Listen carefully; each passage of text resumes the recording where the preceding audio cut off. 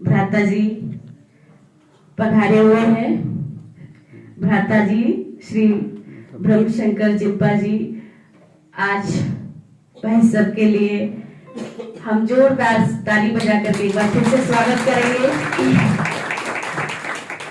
और सबसे बड़ी खुशी और सबसे बड़ा धन्यवाद हम भाई सब का करना चाहेंगे। कांटेक्ट नंबर मिले या एड्रेस मिले, भाई सब को निमंत्रण देने जाए, लेकिन कहते ना कि ऊपर वाला मिला ही देता है। तो कल ही भाई सब से बात हुई, मिले हम सभी, और भाई सब का फिर से एक बार बहुत जोरदार तालियों से स्वागत करेंगे। शिव के पीछे पीछे सब दुल्हनिया है आत्मा के नाते। हमारा वो पिता है, पिता का जन्म कितने धूम धमाके से मनाते हैं। वो माता पिता बंधु सखा साथी वहां पर है। आत्मा का पिता एक है, बस मैं आत्मा हूँ। मेरा कौन? मेरा पिता परमात्मा शिव। ये मंत्र याद करना। आज का दिन बहुत महान मंत्र है। लोग भंग चढ़ाते, धतूरा चढ़ाते, कई कुछ, लेकिन आज आपने ये मंत्र लेके जाना जिससे हम क्या हो गए, हमें नशा चढ़ा रहे। कहते नानक कुमारी नानका चढ़ी रहे दिन रात। नारायणी नशा ऐसा चढ़ जाए जिससे हम नर से नारायण बन जाए। कहते नारी ऐसी करनी करे जो नारी से लक्ष्मी बन जाए, नर ऐसी करनी करे जो नारायण बन जाए। ठीक है भाई साहब, है ना? तो टाइम आपके पास शॉर्ट करके में तो और भी समझाते हैं। फिर ये कार्यक्रम चलता रहेगा। भाई साहब को पास टाइम थोड़ा है, हम सभी जैसे बताया था।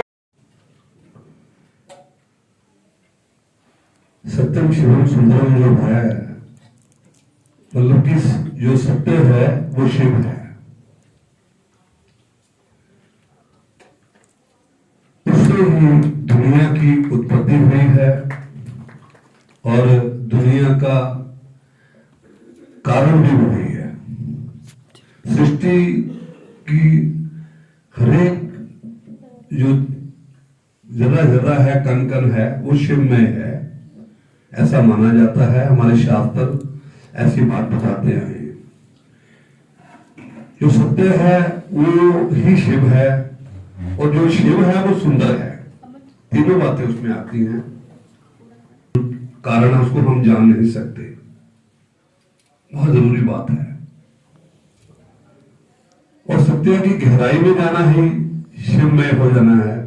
उसकी आराधना है, उसके चरणों में जो बंधना है वो है कि हम जब सत्य में जाएंगे तो शिव की आराधना होगी।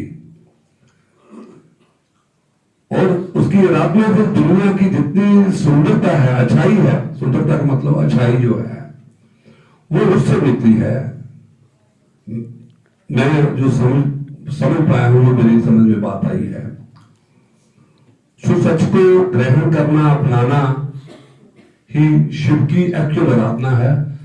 उसकी अलग अलग तरीके हैं शिव की आराधना के, और भगवान भोले शंकर ही हैं जो ऐसी जगहों पे विराजमान है जहां जाने के लिए भी आपको, जब आप जाते हैं कहीं भी, आप धार्मिक यात्रा शिव की जो ऊंची पहाड़ियों के ऊपर, मेरे को बहुत जगह करने का मौका मिला है, मणिमहेश, अमरनाथ, गंगोत्री, जमुनोत्री, सारे जाने का मौका मिला है। सो वहां जाके आदमी को एक तो शिव क्योंकि ऐसी जगह विराजमान है, तो उसका मतलब है अगर आपके जीवन में कठिनाइयां हैं तब भी शिव मिल सकते हैं आपको। उसका मतलब है उन्होंने आश्रम ऐसा ग्रहण किया है। मतलब कि जो सत्य है वो शिव है। उससे ही दुनिया की उत्पत्ति हुई है और दुनिया का कारण भी हुई है।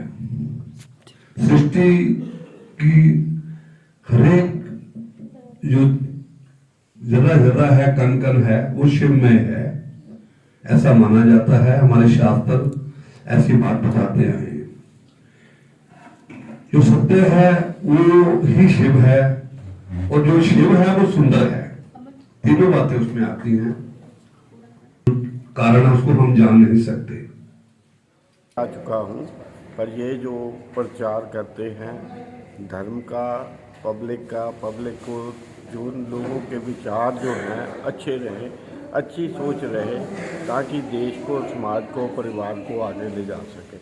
मेरी प्रार्थना है इससे भी आगे और इनको बढ़ोतरी मिले, प्रभु इन पर कृपा करे, आगे से आगे जाए। डॉक्टर साहब, आप माउंट आबू भी जा चुके हैं पहले? हाँ, मैं माउंट आबू भी जा चुका हूँ, ऊपर भी गया, नीचे भी वो जो है ना वहाँ मैं रह के भी आया हूँ। तो मेरे को बहुत अच्छा लगा। मेरे पास समय कम होता है, पर मैं आने की कोशिश करूँगा। धन्यवाद। अहमियत तो नहीं होती, पर जिनको शिव जी अपने मार्गदर्शन के लिए दुनिया में भेजते हैं और हमारे सामने बैठते हैं, तो सबसे पहले मैं आदरणीय उषा बहन जी, जो इस ब्रह्म कुमारी सेंटर की सेंटर इंचार्ज हैं, उनको नमन करती हूँ। साथ ही मैं बहन जी लक्ष्मी जी का सादर प्रणाम करती हूँ। हमारे बीच में मिनिस्टर जिम्पा जी बैठे हैं और साथ ही उनके साथ आए गए सारे अतिथिगणों को मैं सोचूंगी कि आज मेरा सौभाग्य है कि मैं यहाँ पहुँची और मुझे सबके दर्शन हुए। आप सबके सामने मेरा सादर नमस्कार।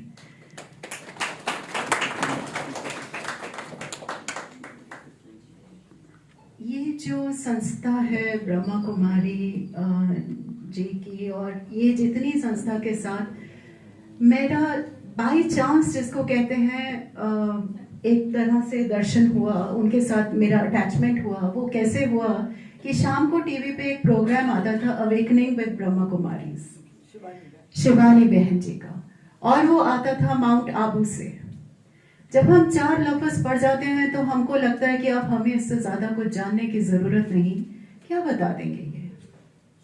पर मेरा विश्वास मानिए कि ना चाहते हुए भी जब मैंने वो प्रोग्राम को सुनना शुरू किया, और इतनी ज्यादा उनकी बातों में पावर है, इतना तर्क है उन बातों में, कि वो सब सुनने के बाद मुझे लगा कि इनकी जो फिलॉसफी है, जो सोल कॉन्शियसनेस की फिलॉसफी है, उसके मुकाबले की और मैं नहीं सोचती कि कोई उसमें कोई भी ऐसी चीज बाकी रह जाती है कि हमें किसी और फिलॉसफी से उसके साथ जोड़नी पड़े। इतनी संपूर्ण है, और जो ज्ञान ब्रह्मा कुमारी के पूरे संस्था में इनके जो चलता है, मैं चाहूंगी कि यहाँ अगर कोई आज तक नहीं जुड़े तो कुछ जस्ट ट्रायल के लिए एक बार जुड़िए, और फिर आप मुझे जरूर बताएंगे कि हम अब इससे जुदा नहीं हो पा रहे, पीछे हट नहीं पा रहे। आज बहुत ही महत्वपूर्ण दिन है, सबको पता है शिवरात्रि का दिन है। ये शिवरात्रि का के बारे में मैं बस खाली 2 लाइनें कहना चाहती हूँ कि हमारा जो हिंदुस्तानी कल्चर है, हमारी जो सभ्यता है, वो आज से कई हजार साल पहले लिखी गई, ये दिन मनाए गए, जबकि ये वैज्ञानिक जो प्रवृत्तियां हैं वो अब आनी शुरू हुई हैं, साइंटिफिक रिसर्चेस अब आनी शुरू हुई हैं।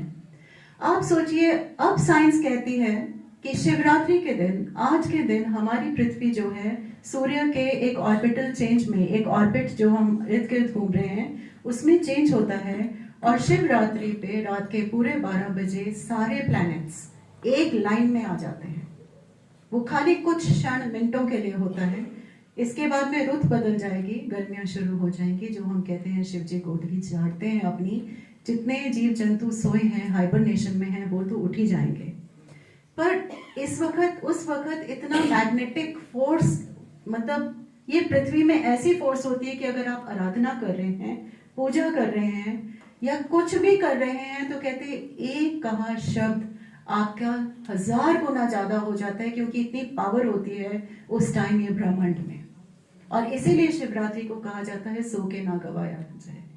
इसीलिए कहा जाता है कि अगर हम इस शरीर से, इस आत्मा से ब्रह्मांड की किसी ऐसी ऊंचाई को पहुंचना चाहते हैं, अपनी वाइब्रेशन को ऊपर लेके जाना चाहते हैं, तो ये समय है पूजा का। ये और ब्रह्मा कुमारी फिलॉसफी में ये सबसे अच्छी तरह बताती हैं शिवानी जी। जब आई विश आज उनका यहाँ पे हम कुछ करवा सकते तो हम जरूर बताते कि वो कैसे बताती हैं कि ये जो मिलन है इसी को शिव विवाह कहते हैं। शिव क्या है, जैसे अभी जिम्पा साहब ने भी बताया कि हमारा जो शरीर है बिना जान के चाहे शव है, और जब उसको उसमें जान आ जाती है तो वो शिव बन जाता है। पर शिव का विवाह जब अपनी ही आत्मा से होता है, आत्मा जो हमारे अंदर ही है उससे जब हमारा मिलन होगा तो वो हमारा एक संपूर्ण, जिसको विवाह के बाद हम कहते हैं कि ये जोड़ी अब संपूर्ण हो गई। विवाह के बाद जब एक आदमी और औरत की शादी हो जाती है तो हम कहते हैं कि अब इनमें संपूर्णता आ गई, इनकी जिंदगी में अब ये कंबाइन हो गए हैं, दे आर कंप्लीट। उसी तरह शिवरात्रि को ये जो विवाह है वो हमारा अपना अपने आत्मा से, अपने प्रभु से, अपने असली सच्चाई से मिलन का है। और ये कहा जाता है कि शब्दों में ये बयान नहीं हो सकता, ये तो चुप्पी सधार के कुछ ऐसी वाइब्रेशंस हैं जो बिल्कुल मौन रह के ही मिल सकती हैं। और इसीलिए शिवरात्रि का ये जो पर्व है जो तब से चला आ रहा है, आज उसको साइंटिफिक और हर तरीके से मनाया जा रहा है, सारे विश्व में मनाया जाता है। बहुत बहुत मेरी और डॉक्टर साहब जो आज नहीं आ पाए आपके यहाँ पे, उनकी तरफ से बहुत बहुत धन्यवाद करती हूँ कि आपने हमें याद किया और हम आपके बीच आ सके। हमारी किस्मत